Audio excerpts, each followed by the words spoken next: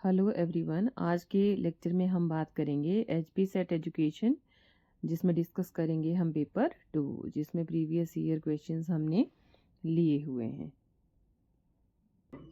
ये जो पेपर है ये 2018 जो हमारा स्टेट एलिजिबिलिटी टेस्ट हुआ है हिमाचल प्रदेश का, उससे मैंने दिया हुआ है। इसमें अगर क्वेश्चन 1 की बात करें तो क्वेश्चन 1 है हमारे पास, the equal opportunities for all children in India means.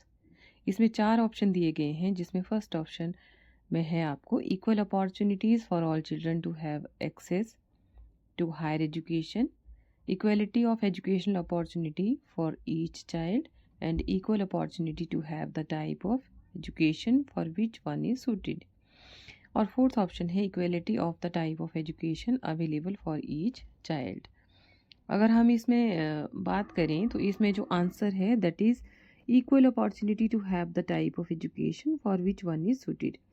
मतलब हर एक पर्सन को उसकी जो अपॉर्चुनिटी इक्वालिटी तो उसमें होनी चाहिए, लेकिन किस लिए, किस में वो परफेक्ट है उसमें उसको इक्वल अपॉर्चुनिटीज़ होनी चाहिए। तो ये इसका आंसर रहेगा। सेकंड क्वेश्चन हमारे पास है, अगर इसी क्वेश्चन को हम हिंदी में बात करें तो हिंदी में सभी बच्चों के लिए समान अवसर नामक कथन को भारत में किस रूप में समझा जाता है। तो इसका आंसर है कि जिस प्रकार की शिक्षा के लिए कोई व्यक्ति बालक उपयुक्त हो तो उसे समान अवसर मिले। ऐसा नहीं है कि उच्च शिक्षा में प्रवेश लेने के लिए हो, ठीक है, या फिर समान शैक्षिक अवसर दे दिए बच्चे को, लेकिन उसमें क्वालिटी क्या है उसके अकॉर्डिंग उसको इक्वल अपॉर्चुनिटीज़ वहाँ पे मिलनी चाहिए। तो इसका आंसर रहेगा सी। तो सेकंड क्वेश्चन हमारी स्क्रीन पे है, जिसमें सेकंड क्वेश्चन आया था कि which of the following is not one of the doctrines of Panchsheel as enunciated in Buddhism under the theory of samyak karma right action. जिसमें फर्स्ट ऑप्शन थी अहिंसा नॉन वायलेंस, सेकंड है सत्य ट्रूथ, थर्ड है हमारा असत्य नॉन स्टीलिंग और फोर्थ है अपरिग्रह नॉन होर्डिंग। ठीक है, अगर हिंदी में इस क्वेश्चन की बात करें तो हिंदी में क्वेश्चन की बात करें तो क्वेश्चन है बौद्ध दर्शन में सम्यक कर्म के सिद्धांत के अंतर्गत प्रतिपादित निम्नलिखित में से कौन सा सिद्धांत पंचशील के सिद्धांतों का भाग नहीं है। तो इसकी जो आंसर रहेगा वो है ऑप्शन डी, जिसको हम कहेंगे अपरिग्रह। ठीक है,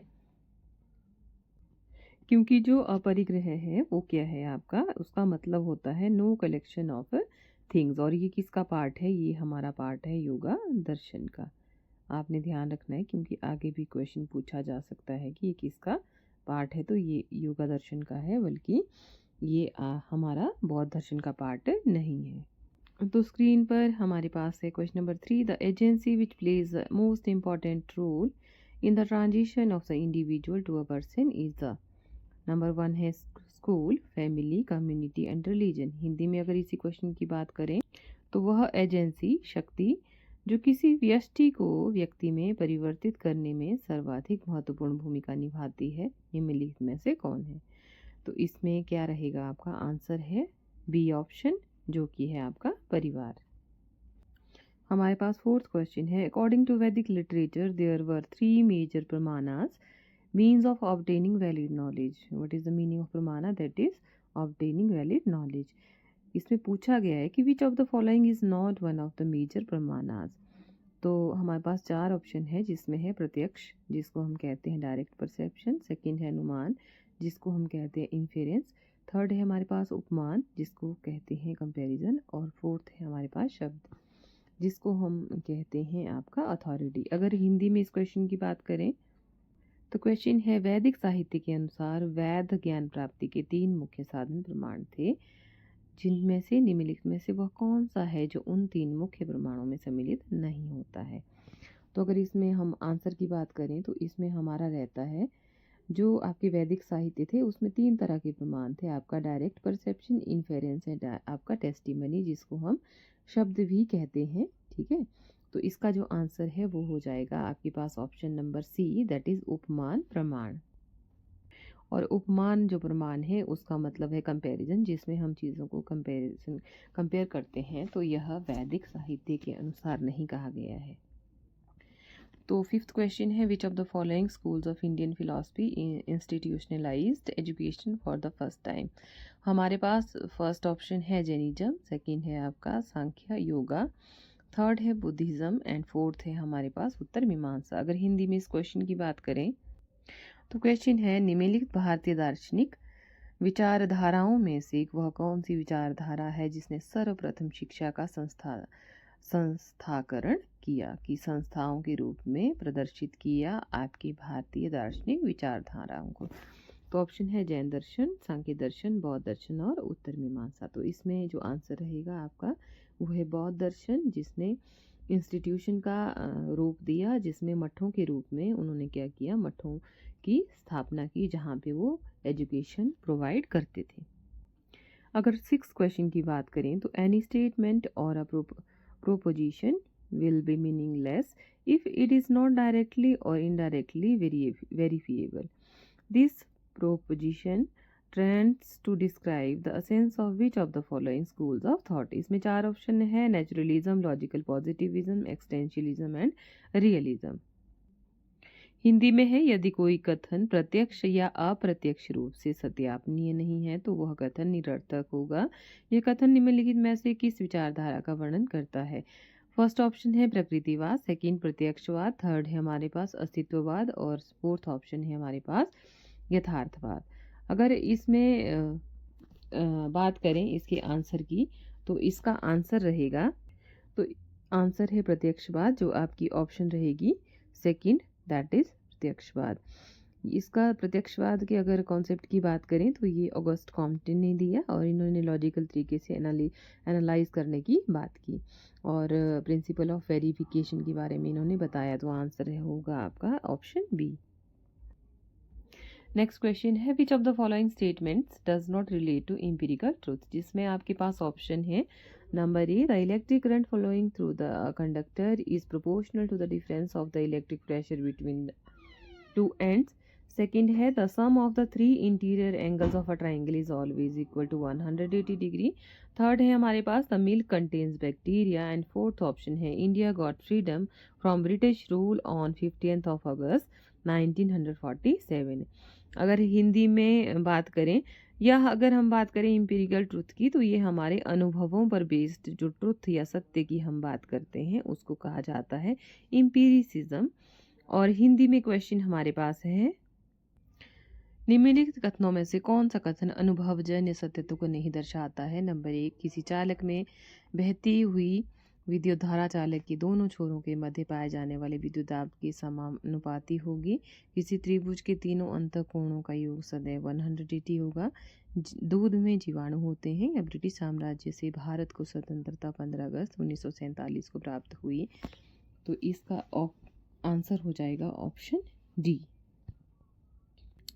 नेक्स्ट क्वेश्चन है, मानव प्रकृति के विषय में निम्नलिखित में से कौन सी पूर्व धारणा बच्चे को शिक्षित करने के लिए एक तार्किक पूर्वापेक्षा है। नंबर एक ऑप्शन है मानव प्रकृति अनिवार्य रूप से अच्छी होती है। सेकंड ऑप्शन है मानव प्रकृति एक कोरी पट्टिका के समान होती है। नंबर थ्री है प्रत्येक बालक विकास के एक दैवी प्रारूप का दृष्टांत है तथा शिक्षा का उद्देश्य उस दैवी रूप की प्राप्ति होता है। और फोर्थ ऑप्शन है मानव प्रकृति कुछ सीमा तक परिवर्तनीय होती है।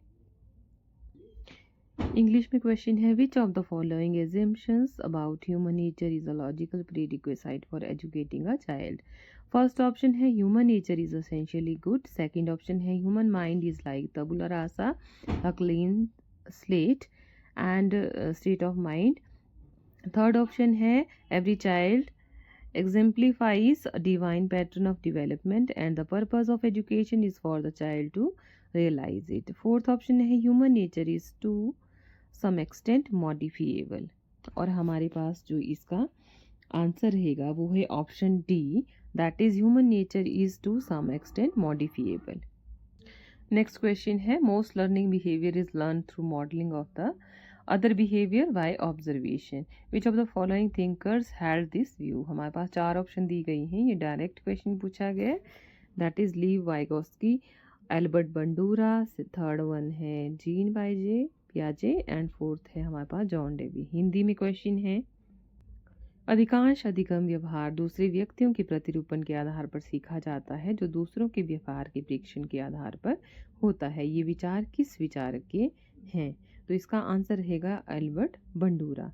ठीक है, ये इन्होंने सोशल या ये ह्यूमन नेचर की क्या की थी, बात की थी। ठीक है, जिसमें इन्होंने एक्सपेरिमेंट किया गर्ल्स पे, जिसमें उन्होंने सोशल डेवलपमेंट के लिए एक वीडियो दिखाई गई बच्ची ने, जिसमें अलग अलग स्टेट ऑफ माइंड के अनुसार उस वो जो मूवी थी उसको प्रेजेंट किया गया था, जिसमें फर्स्ट में क्या है, जो बेबी के हाथ में डॉल होती है और उस मूवी में जैसे वो मूवी में बच्ची देखती है कि डॉल के साथ या बच्चों के साथ अच्छा बिहेवियर किया जाता है, तो वो भी क्या करती है, जो उसके हाथ में डॉल होती है उसको क्या करती है, उसके साथ अच्छा बिहेव करती है। लेकिन जैसे ही वो देखती है कि वो बिहेवियर में क्या होते हैं, चेंजेस होते हैं, कि सेकंड जो स्टेट ऑफ माइंड चेक करने के लिए उसके साथ जब गलत व्यवहार किया जाता है तो वैसे ही उसका बिहेवियर भी हो जाता है, वहाँ पे क्या हो जाता है, चेंज। तो इसके बारे में किसने कहा था? That is Albert Bandura. Next question है, जब कोई व्यक्ति एक वर्ष तक पहले फ्रांसीसी भाषा का अध्ययन करे और बाद में एक वर्ष जर्मन भाषा का अध्ययन करे और उसके पश्चात उसे पता चले कि उसका जर्मन भाषा का ज्ञान उसकी फ्रांसीसी भाषा के ज्ञान के स्मरण में क्या बन रहा है, बाधा बन रहा है, तो ऐसे व्यक्तिकरण को क्या कहा जाता है?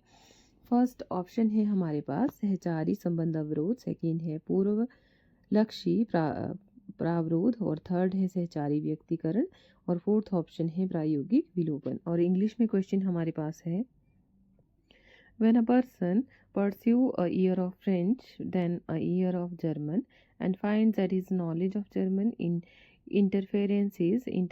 interferes with his recall of French, we call that interference. That is, first one is associate inhibition, second is retroactive inhibition, third है associative interference, fourth is experimental extinction। ठीक है, तो इसका जो आंसर रहेगा वो हमारे पास है option B, that is retroactive inhibition.